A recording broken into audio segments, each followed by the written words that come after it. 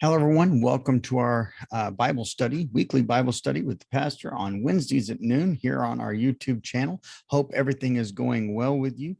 Down in the description of this video, you'll find the link to the sermon for this past Sunday, where we finished the sermon series about how we are supposed to love God utilizing Jesus's final commandment or greatest commandment. Want to say it that way. Love the Lord your God with all your heart, mind, strength, and soul. We ended with heart. The link down in the description will take you right to that sermon if you missed it. If you haven't done so already, I would encourage you to hit the subscribe button here on this channel. It'll give you access and it'll let you know when there are new videos posted on here so that you can be up to date, not only with sermons and Bible studies, but anything else that's going on up at the church. We like to utilize the YouTube channel as often as possible. And as always, I encourage you to like the video, which helps us spread it, and use the comment section down below. If you have any questions about what you hear, or if you have a note of encouragement or something that I can do to change the videos to make them easier to listen to, better for you, however it is, use the comment section down below and let me know what you think about what's going on or any questions that you might have, or maybe you might have something that you'd like to hear talked about here on our weekly Bible studies. And if so, add that down in the comment section as well.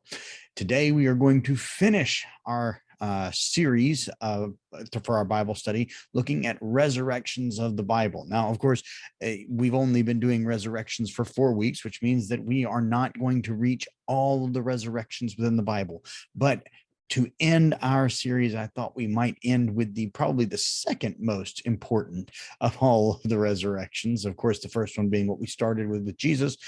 Today, we're going to talk about Lazarus.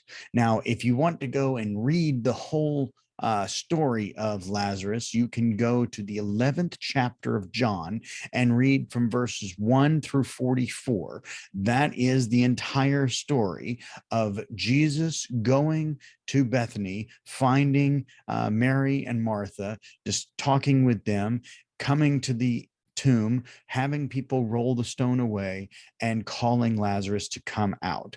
In those verses, you have the shortest verse in the Bible, where it says Jesus wept. But most importantly of this story, there are two things that I want us to highlight today as we look at this story of resurrection with Lazarus and Jesus. And the first piece I want to look at is how Jesus deals with things going on in the earth. And it's another way of us looking to Jesus on how to deal with things in our daily lives. We know that Jesus had a deep connection to not only Lazarus, but Lazarus's sisters, Mary and Martha. They were great disciples of Jesus, to the point where Mary is one of the ones that is the first to witness the risen Christ, as we know at the garden tomb, where Mary is the one that Jesus calls by name and is the first one to interact with after he is risen from the dead. Jesus has this deep connection to this family. He stays there when he goes to Jerusalem. He knows them intimately. We have numerous stories of Mary and Martha with Jesus. So it's not surprising that he would have that close relationship with Lazarus. Martha, knowing that Jesus loves them and loves Lazarus, calls for Jesus to come to the town, come take care of Lazarus. And here's why I want to focus on this point first. Jesus doesn't just turn tail and run. Jesus doesn't drop everything and head off to Bethany. He purposefully stays put. Now, there are two things that we can take from this. The first is that Jesus is God. He knows that Lazarus is going to be okay. And so he's like, okay, I need to finish this first, and then I can move on to other things. But I want us to urge us to look at this. When Jesus decides that he's going to sit put and keep doing what he's doing. What he's telling the disciples and what he's telling Mary and Martha is God's plan is more important than anything else. Where I am right now is more important than anything else. I am going to be there. I'm going to be with you. I'm going to take care of things. God's going to take care of things. But right now, God is taking care of things here, and he's taking care of things through me. And I need to be here because that is where God wants me to be. And so for us in the modern day, I want us to really internalize this piece. Jesus knowing this is where I'm supposed to be. There are other things that could easily be understood as being vastly more important, right? What could be more important than life and death? And Jesus says, nope, not as important as the task at hand, as what's going on right now. And so Jesus says, wait. How many times in our lives do we say, wait? Probably not many. I know I'm guilty of it. I do it a lot when something hauls up at the last minute and it's incredibly important, priority one, and I put off everything to take care of that. But what ends up happening to the first thing, the thing that I was supposed to be doing? It tends to get forgotten or left alone or not finished, and certainly not finished on time. Jesus says, do what God is telling you right now, and then God will take care of the next things. Continue doing your job. Continue doing what you've been called to do right now, and everything else will be taken care of.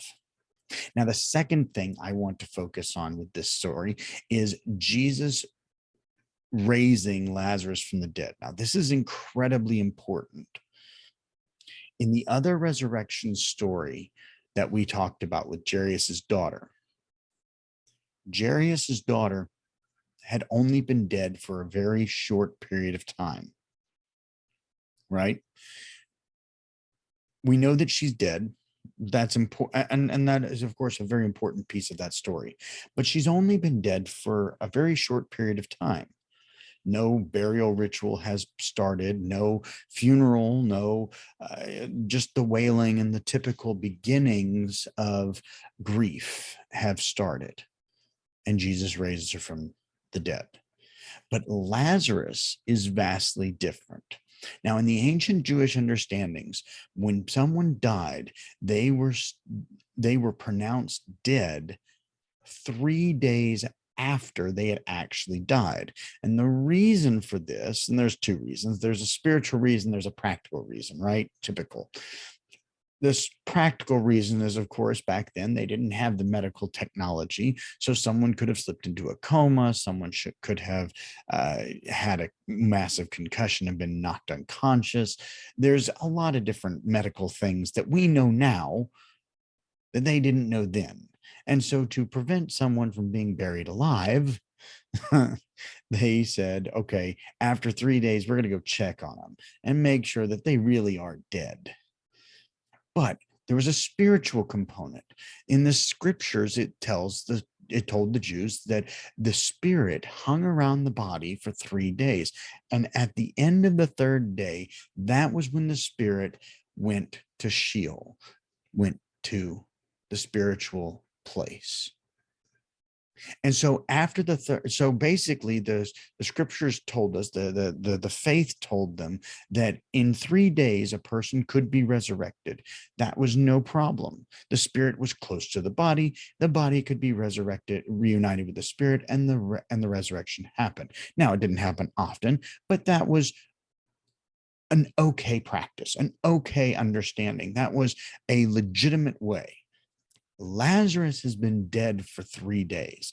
The fourth day, Jesus shows up, and Mary and Martha are beside themselves. Mary gets mad. Martha gets upset.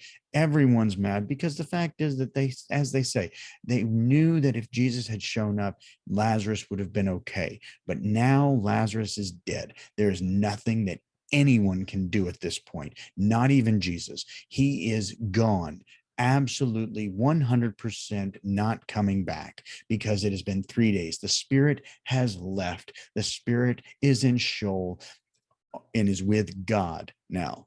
There is no way that spirit is coming back into that body. It's over. It's done with. And yet Lazarus walks out of the tomb. This is vastly important, because what it tells the people, Martha and Mary and the disciples and all of the other Jewish people that are watching this, that are seeing Lazarus walk out of the tomb, it is here that Jesus proclaims, I am God, not a prophet, not just a Messiah, not just a holy man. I am God, period, the end, because only God could do that. Not the man after God's own heart, not a man touched by God. A man in any form could not do what had just been performed. That was an act of God, pure and simple act of God done. And if you read past the 44th verse, you see that as soon as that happens, the immediate response of the Pharisees and the religious elite is, we've got to get rid of this guy. Up until this point, they're annoyed with him. They're angry with him. They don't like him. They don't like his message. They don't like what he's teaching. They continue to throw people at him to try and trip him up, to try and make him look like an idiot, to make him look like a fool. But it's not until he does this that they say, okay, now we've got to bring out the big guns. Now we've got to stop this, because now he has proclaimed something that is vastly more than what he's been claiming. There is a massive jump in what they're willing to do, and it's because of what he does with Lazarus. So I want us to understand that if God can do literally the impossible, the Jews believed that that was completely impossible. Lazarus was dead, dead, dead. He was never coming back. And Jesus says, you're wrong. In your life, I don't know what it is, but you know what's going on. You know what you say is impossible, impossible to happen, impossible to odds to overcome, impossible, whatever. Every time you use that word, remember Lazarus. Lazarus was impossible. And Jesus says, roll the stone. Come on out. Walk. And he appears. Impossible is absolutely probable with God. I hope you have a good rest of the week. I look forward to seeing you either in church on Sunday morning or here on our YouTube channel. Again, like the video, subscribe to the channel, use the comment section below, and I'll see you next time.